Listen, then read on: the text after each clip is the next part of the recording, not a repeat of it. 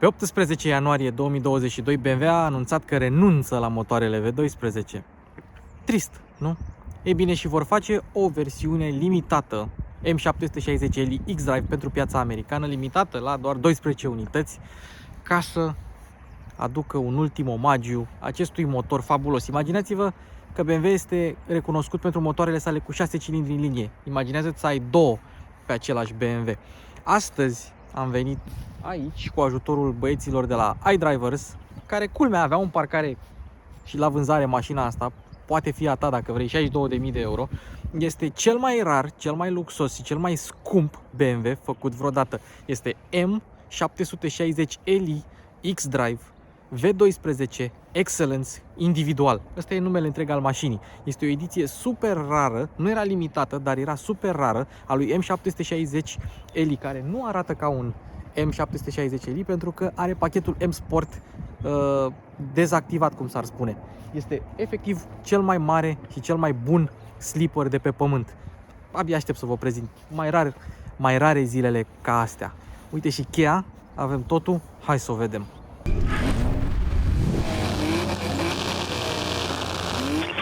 Înainte de clip, trebuie să reamintim Car Vertical. Car Vertical este o platformă de verificare a seriilor de șasiu pentru mașinile second hand.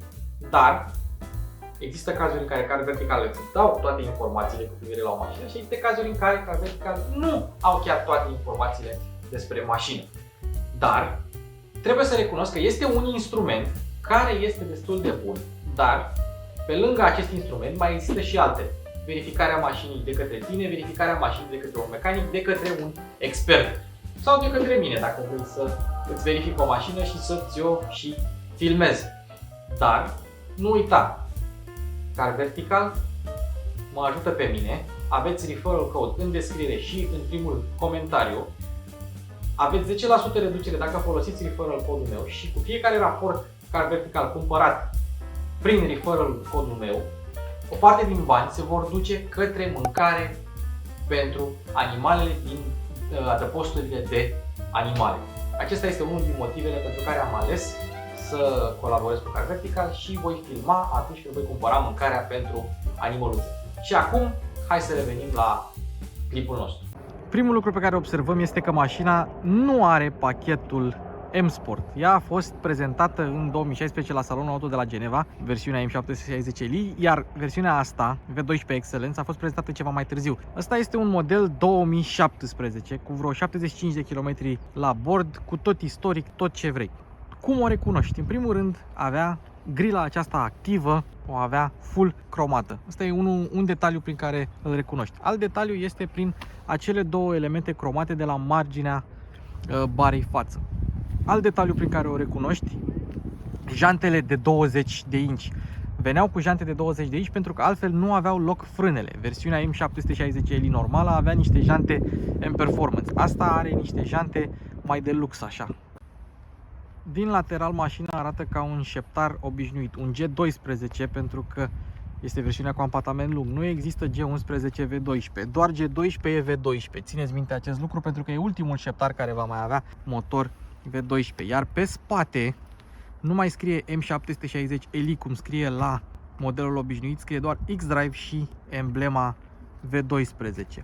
Apropo, emblema V12 de pe lateral se regăsește și pe M760Li normal, doar că este din culoarea bronzului. Și totodată, acesta este singurul șeptar fără pachet M Sport sau M Performance care să aibă această bară spate cu evacuările unite așa. Dacă vedeți una din asta, să știți că emblema V12 și cu bara asta spate înseamnă că este the real deal mașina.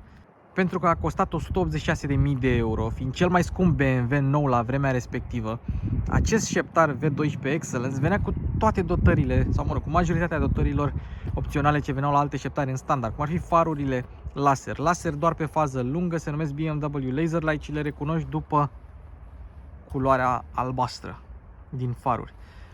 Ce mai venea? Venea cu suspensia pneumatică, adaptivă evident, cu barele stabilizatoare cu actuatori hidraulici, venea cu direcția integrală și venea și cu sistemul de sonorizare Bowers & Wilkins pe care o să vi-l arăt eu mai târziu. Se aude bestial.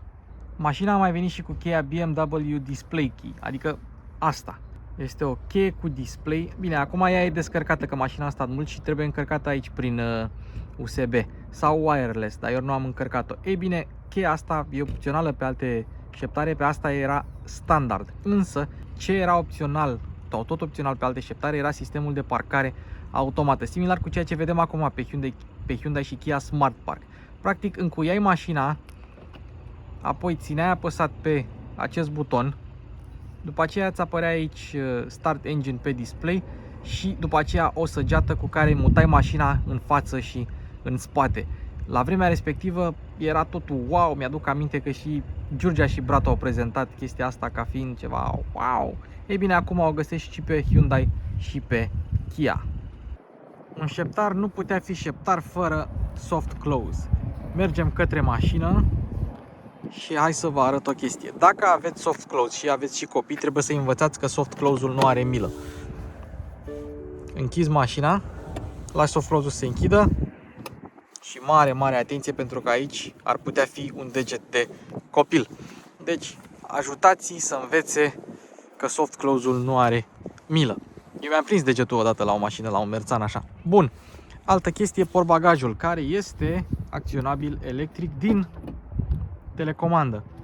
Nimic neobișnuit la o mașină ce costă atât.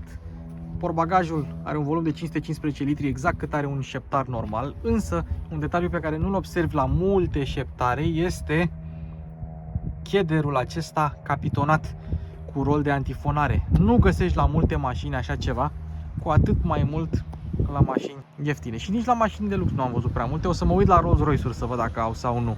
Și evident că se și închide din telecomandă.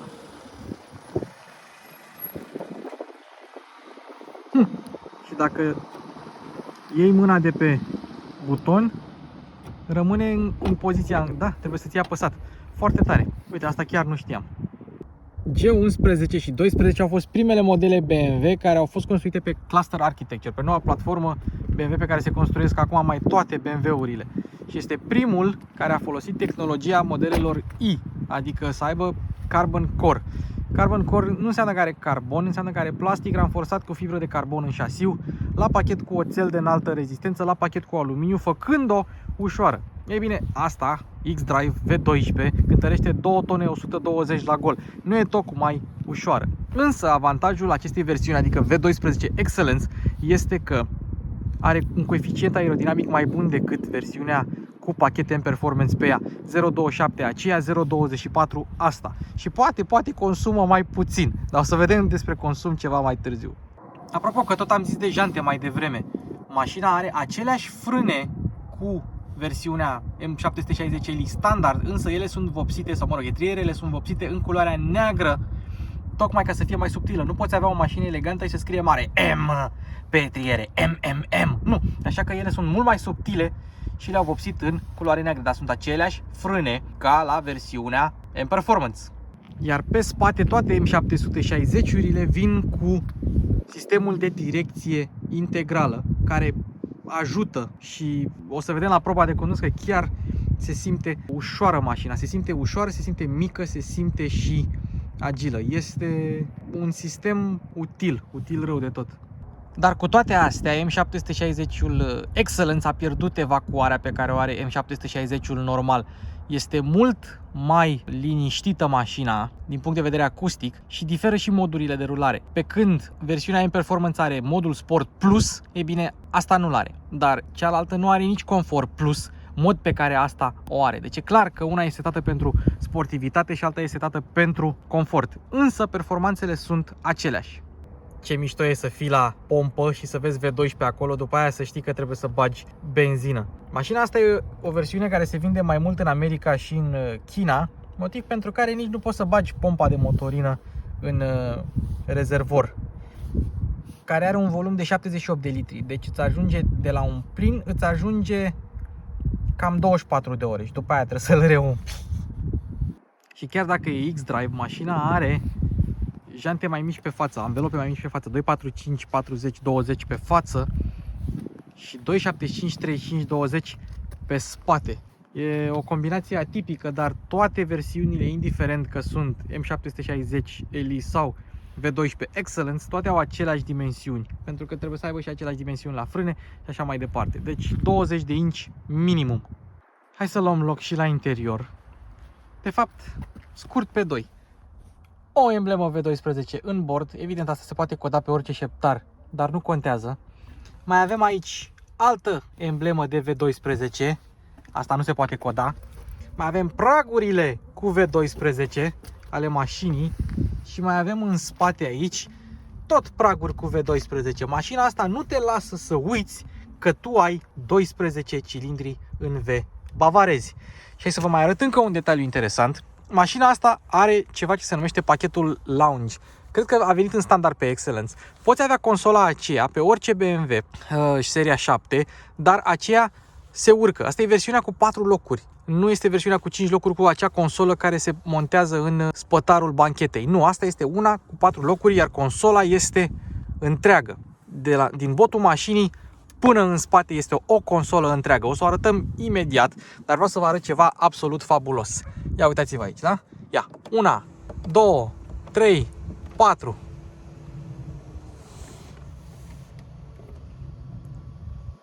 Totul este electric în spate la seria 7. Și vedeți acele pernuțe? Acele pernuțe sunt o completare a tetierelor și sunt incredibil de moi. Foarte, foarte moi. Și cam așa arată interiorul celui mai scump BMW făcut vreodată. Versiunea M760L normală avea volanul M Sport cu padele. Ei bine, asta nu are padele, fiind versiunea Excellence și neavând modul Sport Plus, nu are padele. Interesant, cutia este aceeași, tot cutia Sport este cu 8 trepte de la ZF, dar nu are padele. Iar volanul nu este nici cel Sport, nici cel M Sport, nu e niciun volan de șeptar, este un volan individual făcut special doar pentru mașina asta. Volanul normal ar fi trebuit să arate așa. Îl știți și voi, de pe alte BMW-uri. Ei bine, dar nu arată așa. Și m-ați văzut mai devreme că am apăsat pe chestia asta. Ei bine, asta e un ecran. Doar aici, la gurile centrale de ventilație, tu selectezi dacă să-ți vină aer mai rece sau mai cald față de temperatura pe care o ai setată, gen 20 de grade, cum o am eu selectată acum. E un detaliu foarte interesant. Am impresia că la noile modele de BMW au scăpat de chestia asta, s-au pus un ecran la iDrive 8. Asta are iDrive 7, de exemplu. Dar ceva ce le au toate, scurtăturile. Și una din scurtături poate fi și Apple CarPlay. Că mașina asta nu are Android Auto, că nu s-a pus pe iDrive 6 Android Auto, dar s-a pus Apple CarPlay și poți selecta scurtătură de Apple CarPlay wireless în cazul acesta, direct din acele scurtături. Ecranul, că e un singur ecran, chiar și aceste butoane aceste butoane fac parte din ecran, chiar dacă ecranul este în relief, este sculptat cumva. Și avem aici butonul de parfum. Mașina are două parfumuri și tu poți să selectezi pe care îl vrei. Bluetooth 1, Golden Suit 2 și nivelul de intensitate. Level 3.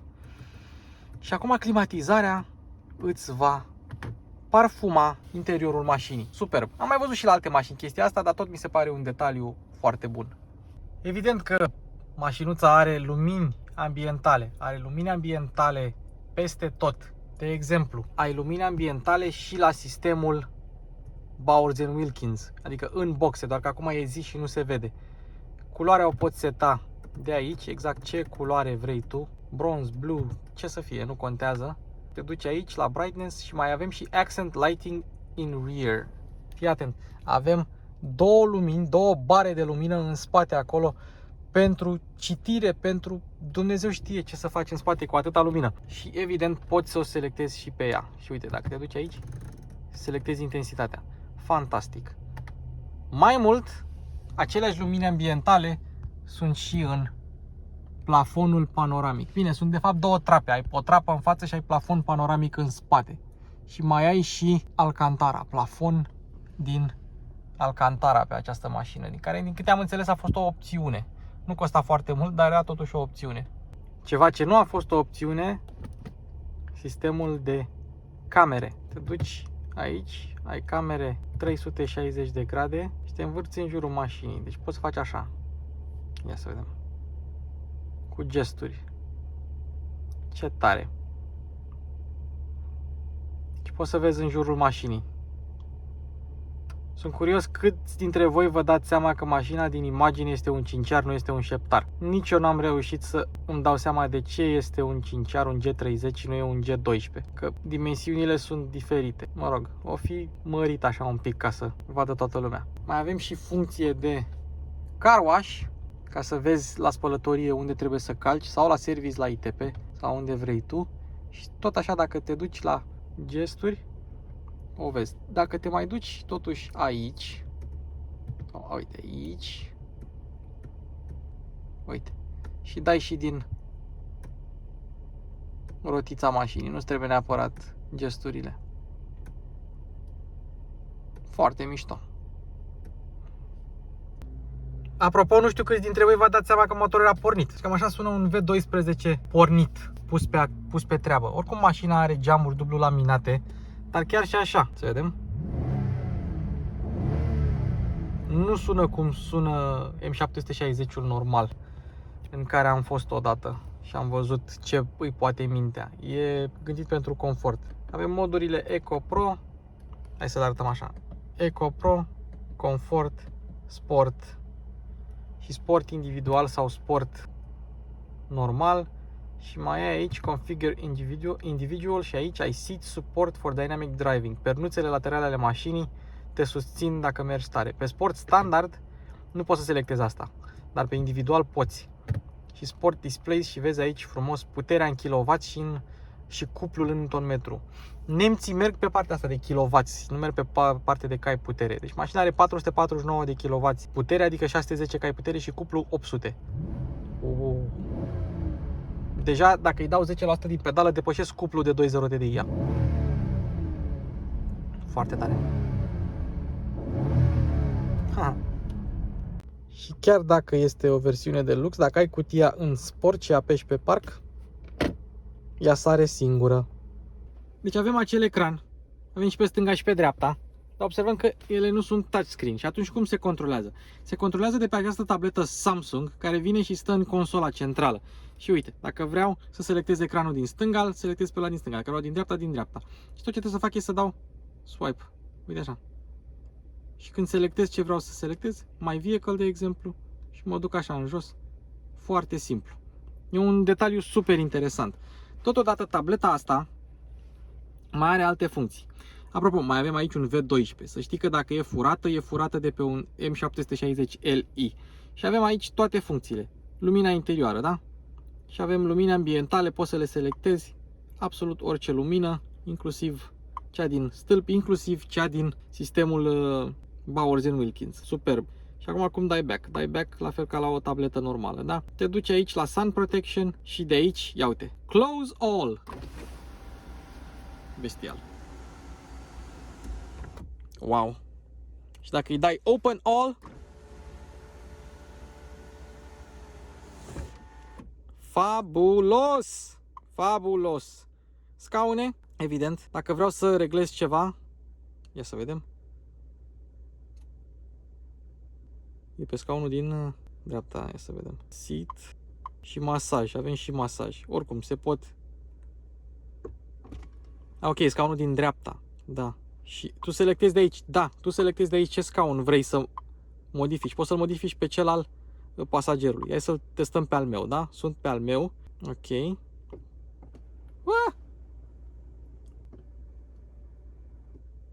Și dacă vreau să-l dau mai în față, merge. Și acum înapoi. Știi care e culmea? Că eu am butoane pentru chestia asta, nu trebuie ecranul. Dar e chiar tare. Și aici avem masajul în scaune. Și aici să mergi la sală. BMW Vitality Program. Ce faci cu acest Vitality Program? Simplu. Îl începi și el te împinge. Ia să vedem că apare ceva pe ecran. Îi dai start și vei face masaj de tip sală. În sensul că tu trebuie să îți împingi umărul în scaun și el te va împinge. După aia îți împingi alte membre și faci sală. Faci mișcare. Foarte tare. Deci e incredibil. Ce mai avem aici? Climatizare. O să avem și climatizare în spate pe care o poți seta, o să vă arăt imediat de unde. Media radio, telefon în spate, să nu se audă în față. Navigația mașinii, foarte tare. Oricum îți arată și acolo. Dăm back, setări și aia a fost. Foarte tare. Deci cam asta este tableta. Și când ești sătul, o iei frumos și o pui aici. Și mașina vine și ți-o întâmpină. Mai ai aici butoanele pentru scaune și alte lucruri. Și dacă vă întrebați unde este climatizarea, e bine, ea este aici. Climatizare cu suporturi de pahare, cu totul. Și dacă vrei să o împingi înapoi așa. Și sunt curios, că asta chiar că nu știu, dacă mai ai și spațiu de depozitare. Există unele modele care au și frigider aici, asta văd că nu are, dar mai ai un spațiu de depozitare și totodată în spate aici încă un spațiu de depozitare cu telefonul BMW. Ai și cartelă, dar aia e în față. Wireless, Bluetooth și o măsuță frumoasă pentru locul din dreapta, pentru că locul din dreapta este cel al VIP-ului. Tu poți cu tableta să muți la maximum în față scaunul pasagerului din față, pentru că VIP-ul mereu stă în diagonala șoferului la o astfel de limuzină. Fabuloasă mașină, n-am ce zice. Hai, înainte să trecem la motor, repede repejor. Deci versiunea M760Li normală are pedalier din aluminiu. Văd că nu au vrut să-l pună și pe Excellence, au luat pedalierul normal, inclusiv pedala de odihnă. Foarte mișto. Până și acest detaliu l-au schimbat. Ei bine, și când credeam că am găsit primul model M-Performance de la BMW fără nicio siglă de M pe ea, iată, nu au renunțat la capacul de portbag de motor M-Performance pe care îl găsești pe modelul M760Li. Aici îți dai seama că ai de-a face într-adevăr cu un model M-Performance. Înainte să trecem la motor și toate detaliile tehnice, ia fiți atenți aici. Lift here. Te aștepta să iasă tot capacul. Acesta este primul capac de motor care are capac pe care l-am văzut vreodată. Dacă vrei să bagi ulei, spre exemplu. Și chiar dacă mașina e oprită de nu știu cât timp, încă iese căldura din el. Fabulos. Fabulos. Capac de motor cu capac. În 2008 apărea N74 care înlocuia N73-ul. 73-ul a fost pe E65, pe E66. A fost motorul ăla de pe 760i și Li de pe E65.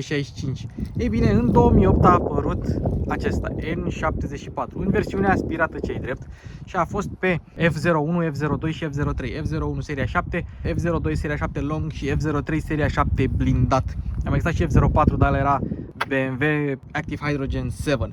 Bun, nu contează. Ei bine, din păcate acest motor va fi oprit din producție, va fi omorât săracul. Apropo, avem încă o siglă de BMW aici, să nu uiți cumva ce conduci. Va fi scos din producție în 2023 pentru că nu se mai poate cu normele de emisii. Asta este. Din păcate, cred că doar Mercedes le va mai ține. De fapt, nu, BMW a anunțat că le va mai ține pe Rolls-Royce. Deci nu va mai fi pe Shepard, va mai fi pe Rolls-Royce, pentru că motorul ăsta este și pe Rolls-Royce, pe Ghost, Wraith și pe Dawn. E și pe Cullinan, e și pe Phantom, doar că nu e versiunea asta B66, adică de 6,6 litri, e versiunea de 6,75 litri. E același drac, e același motor. Deci motorul încă va mai exista, doar că nu-l vom mai găsi pe șeptare. Spre deosebire de N73 și spre deosebire de N74 la primul, ăsta este supraalimentat, are două turbine și nu e în configurație Hot V cum sunt alea de la Mercedes, adică V8-urile, e în configurație Cold V, în sensul că turbinele sunt în afară, sunt pe lateralul motorului. Raport de compresie 10 la 1 în versiunea asta, avem injecție directă, două axe cu came per banc, avem distribuție variabilă double vanos, dar nu are liftul, nu are valvetronicul. Nu știu de ce nu l-au pus. Bine, valvetronicul e pentru consum și asta nu cred că e o mașină la care să te intereseze consumul, o să vedem și consumul imediat. Ei bine, tot pe N74 când a apărut pe F01 și pe F02 și-a făcut debutul și cutia ZF 8HP90, adică fix cutia pe care o avem aici. Deci a avut multe premiere acest motor, mi-aduc aminte când a apărut, a scos BMW 760i și Li cu 8 trepte, era ceva fantastic. Pe Rolls-Royce-uri este versiunea N74B66, însă singurul BMW care folosește acest motor este acesta și pentru asta i-am mai dat un alt cod, este N74B66TU. Și dacă vreți cifre de performanță, vi le dau: 610 cai putere, între 5500 și 6500, 800 Nm, adică fabulos, fabulos, 800 Nm, între 1550, deci de jos, până la 5000, deci până sus, 100 în 3,9 secunde, sub 4 secunde, 250 de km/h viteză maximă. Hello! Dar viteza poate fi ridicată până la 305 km/h cu pachetul M-Drivers Package. Deci poate fi ridicată. Sunt curios dacă pe Excellence poți să pui M-Drivers Package. Cam acestea sunt cifrele de performanță. Consumul până acum mie mi-a scos vreun 20, dar mașina mai mult a stat. O să vedem la proba de condus. Am reușit și 12 la un moment dat, mergând pe DN1 la 80 de km/h. Probabil cea mai mișto și cea mai interesantă cifră de performanță pe care vă pot da este faptul că mașina prinde 80 în marșarier și prinde, de fapt cred că prinde mai mult de 80. Faceți voi calculul, 13,1 ori 6,5. Ei bine, și între 8 la 142 de km/h ai 2000 de rotații pe minut. Deci la 130 pe autostradă ai 1800 și ceva, spre 1900 de rotații pe minut.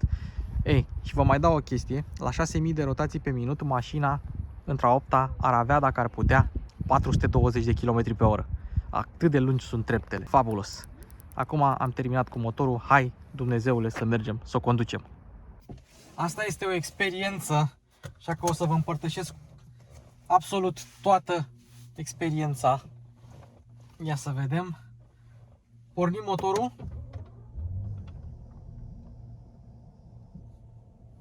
Ce silențioasă e mașina. Altă chestie. În momentul în care tu reglezi scaunul pasagerului, pe care îl poți regla frumos de aici, de la șofer, nu trebuie să te întinzi, ai un buton, se numește L2, să faci acest lucru, se ajustează ecranul pentru pasagerul din spate, ca el să fie mereu vertical. Bun, memoria, ia să vedem. Nu.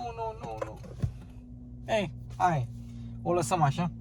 Era pe L2, să-mi pun și eu memoria la scaun, deci așa este scaunul meu. Îl lăsasem pe L2 și dacă ai memoria pusă și tu vrei să o setezi pe ta și tu ai pe L2, ei bine, îți va muta scaunul din dreapta pe memoria lui pusă. Hai să vedem. Nu v-am arătat Apple CarPlay, nu este full screen. Este wireless, dar nu este full screen. Să punem și o adresă frumos și să facem proba de condus. Hai să trecem pe Eco Pro. Ia să vedem. Consumul undeva la 20 momentan, mașina a și stat mult. Am impresia că nici nu-ți arată mai mult de 20. Da, nu cred că ți arată mai mult de 20. De rușine poate. Să vedem. Direcție integrală, uite un Lamborghini Urus foarte mișto pe acolo.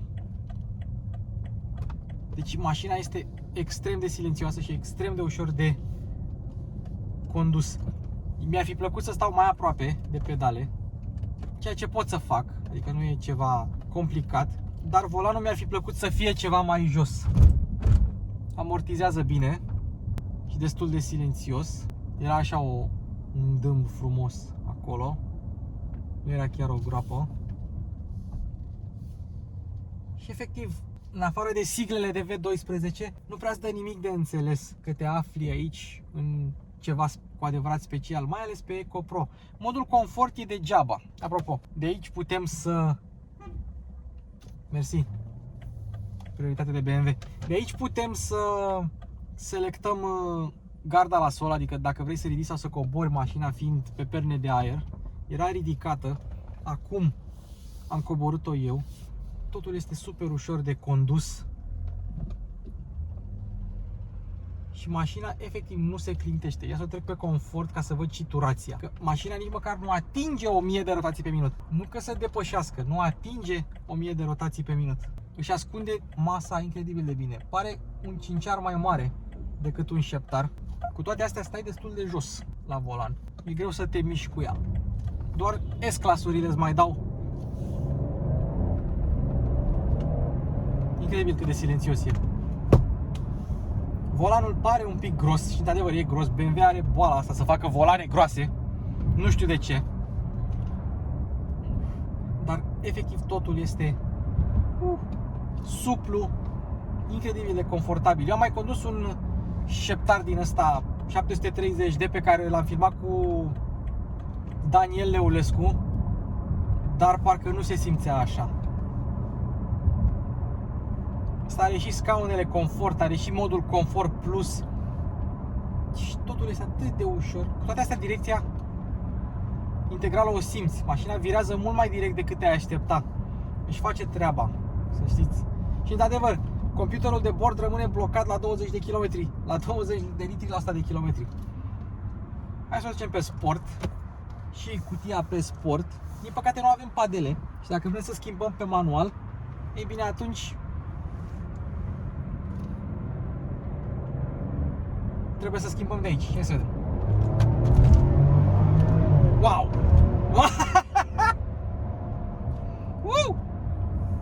Vai de mine! Vai de mine! Ia, ce avem aici? X-Drive 30D era cu pachet M-Sport. X6-le. Când m-a văzut că plec din pușcă, a venit și el repede.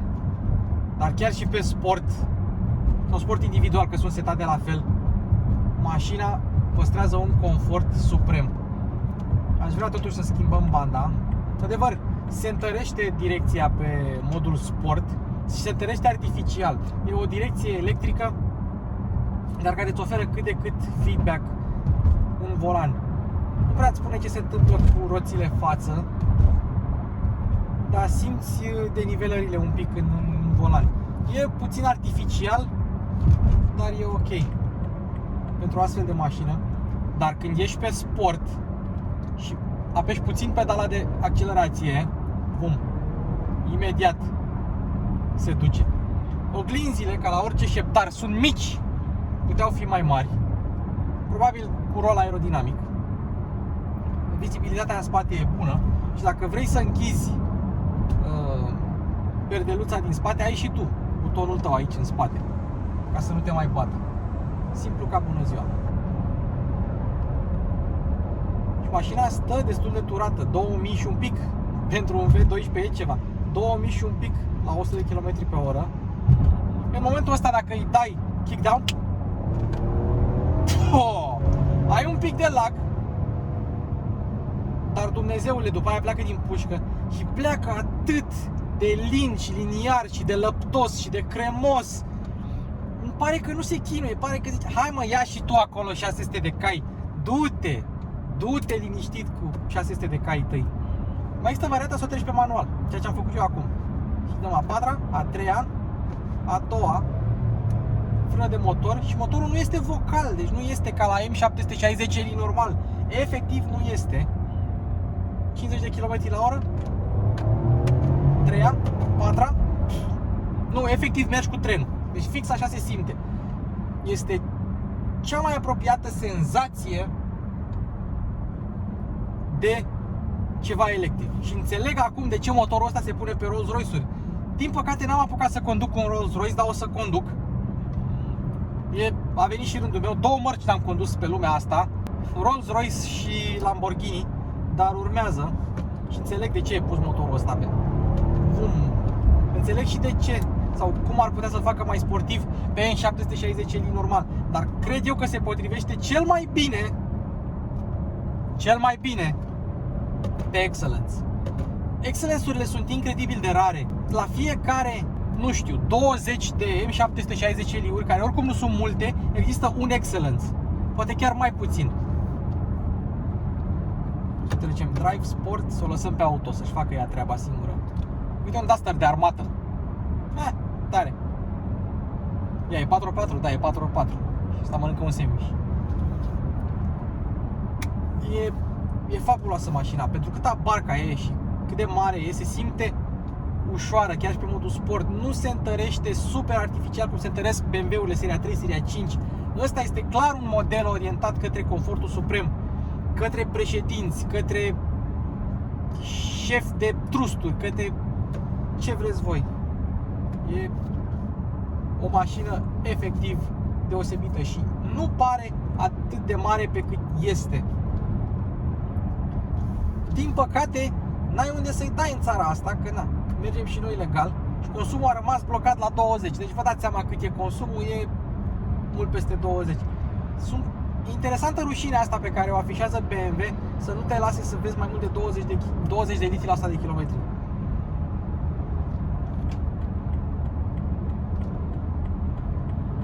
În rest e super ușor de condus, super ușor de parcat, ai camere, ai tot ce trebuie. A patra, a treia. Și încă este o mașină modernă, chiar dacă na, G11 și 12 se află pe final de carieră. Ia să vedem, a treia, a doua, hai să vedem, a doua. Vai să moară măsa!